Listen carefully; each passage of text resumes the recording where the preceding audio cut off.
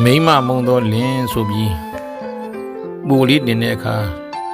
ယောက်ျားမုံသောမရလည်းတင်ပေးဖို့မကြပြောလာကြလို့ဒီပူလေးကိုရသမျှရှားကြမ်းပြီးတင်ပေးလိုက်တယ်လောကမှာယောက်ျားများမနှစ်သက်တဲ့မယားတွေလည်းရှိပါတယ်ဘယ်နှမျိုးလို့အတိအကျပြောဖို့တော့ခက်မယ်လူတွေကိုအကြိုက်တစ်မျိုးဆိုတာလည်းရှိတာကိုစာထဲမှာတွေ့ဘူးတာတွေနဲ့ပေါင်းစပ်ပြရမယ်ဆိုရင်ယောက်ျားများမနှစ်သက်တဲ့မယား10မျိုးထုတ်ပြလိုက်ချင်ပါတယ်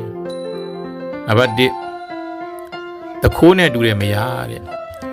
ယောက်ျားတွေရှာဖွေထားသမျှပစ္စည်းများကိုစီးတဲ့ရေးဆဲတဲ့ကသင်းစုဆောင်းမှုမရှိဘဲနဲ့သုံးဖြုံပစ်တဲ့မိန်းမမျိုးကိုမိဘကိုဆွေမျိုးကိုမိတ်ဆွေတွေကိုမတိအောင်ကတစ်မျိုးတိအောင်ကတစ်သွဲခိုးဖို့တက်ပြီးတော့ယောက်ျားဘက်ကမိဘဆွေမျိုးမိတ်ဆွေတွေကိုတော့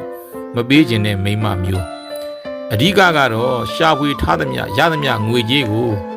ကုံအောင်သုံးဖြုံပစ်တတ်တဲ့မိန်းမမျိုးကိုယောက်ျားတွေစိတ်ကုန်တတ်တယ်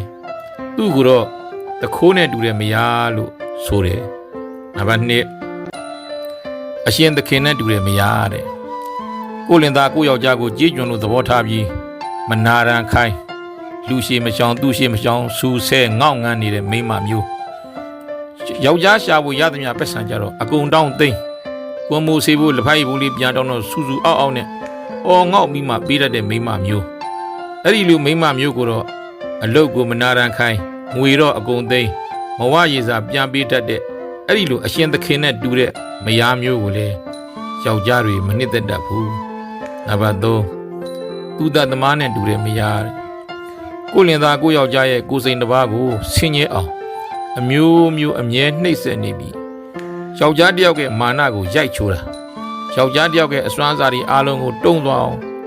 လူညွန်တုံးသွားတဲ့အထိယောက်ျားတယောက်ရဲ့ဘဝကိုတတ်ပစ်တတ်တဲ့သူတသမားနဲ့တူတဲ့မယားအဲ့ဒီလိုသူတသမားနဲ့တူတဲ့မယားမျိုးကိုလည်းယောက်ျားတွေမနှစ်သက်တတ်ဘူးနံပါတ်4အပြင်ကိုမီးပွားစေတတ်တဲ့မိန်းမကိုအိမ်တွင်းရေးကိုလင်သားနဲ့ကိုရောက်ခမတွေရဲ့မကောင်းကြောင်းတွေနဲ့ကိုအိမ်တွင်းရေးပြဿနာတွေကိုအိမ်တကာလည်းရှောက်ပြောတတ်တဲ့မိန်းမမျိုးကိုယောက်ျားနဲ့ကိုရောက်ခမတွေရဲ့သိက္ခာကိုကြအောင်အိမ်တကာလဲပြီးလိုက်ချနေတတ်တဲ့မိန်းမမျိုးတွေကိုလည်းယောက်ျားတွေမနှစ်သက်တတ်ဘူးနံပါတ်5အမှိုက်များသွန်းလာတတ်တဲ့မိန်းမအိမ်ကအလုပ်တွေကိုတော့မလုပ်ခဲနဲ့အိမ်တကာလဲပြီးအိမ်အပြင်ကပြဿနာတွေကိုအိမ်တွန်းသဲဆောင်းလာပြီးပြဿနာရှားနေတတ်တဲ့မိန်းမမျိုးကိုယ်တိုင်ကလည်းအိမ်တကာလဲအိမ်တကာကလူတွေကိုလည်းအိမ်ကိုခေါ်ပြဿနာဘောင်းစုံကိုအိမ်မှာပြောဆိုပြီးဒိုင်းအလိုက်ခံရရန်တွေဖြစ်နေဝန်းကျင်ရဲ့ပြဿနာအမှိုက်တွေကိုအိမ်တိုက်လာတတ်တဲ့မိန်းမမျိုးကိုလည်းယောက်ျားတွေမနှစ်သက်တတ်ဘူးသူကိုတော့အမှိုက်ပုံလို့မိန်းမလို့ဆိုရမယ်နံပါတ်6ရုပ်ချောသည်ဖြစ်စေရုပ်ဆိုးသည်ဖြစ်စေတန်တန်ရှင်းရှင်းမရှိတဲ့မိန်းမတန်တန်ရှင်းရှင်းမနေတတ်တဲ့မိန်းမမျိုးကိုလည်းယောက်ျားတွေမနှစ်သက်တတ်ပါဘူးဆင်းရဲသည်ဖြစ်စေမဆင်းရဲသည်ဖြစ်စေယောက်ျားတိုင်းကတော့တန်တန်ရှင်းရှင်းနေတတ်တဲ့မိန်းမတွေကိုနှစ်သက်တတ်ကြပြီးညင်ညစ်ပတ်ပတ်နေတဲ့မိန်းမမျိုးကိုလည်းယောက်ျားတွေမနှစ်သက်တတ်ကြဘူးနံပါတ်9အလိုက်ကန်းစိုးမသိစကားများလွန်းတဲ့မိန်းမမနဲ့လင်းတာနဲ့တပြစ်တောက်နဲ့မနာတမ်းနာဘူးယောက်ျားအလုပ်ပြန်လာလဲနာဘူးညအိပ်ရဝန်လဲနာဘူးသူဖြစ်ချင်တာသူရချင်တာကိုပဲသိပြီးတကူးစားစားနဲ့နားပူတတ်တဲ့မိန်းမမျိုးကိုလည်းယောက်ျားတွေမနှစ်သက်တတ်ဘူး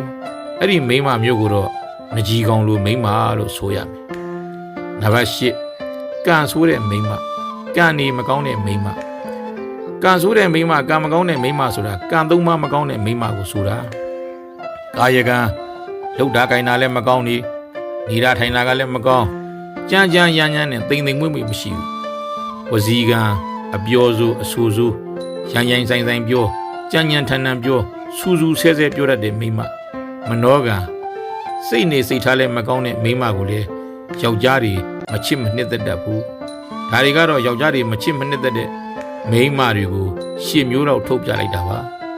ဒီမိန်းမ10မျိုးကိုကိုယ်တိုင်လည်းပဲကြပြလေးတစ်ပုဒ်စက်ကြည့်လိုက်တယ်ကြပြလေးကိုနားထောင်ကြည့်မယ်ခိုးသူအရှင်သူသက်တွင်နဲ့အပြင်မီးပွားအမှိုက်များသွင်းတန်ရှင်းမရှိများပြီစကားကံဆိုးညားကယောက်ျားတကာမကြိုက်ရသည်တဲ့အားလုံးအမျိုးကောင်းသားအမျိုးသကောင်းသမီး ဇနီးကောင်းလင်ကောင်းများဖြစ်အောင်ကြိုးစားအားထုတ်နိုင်ကြပါစေ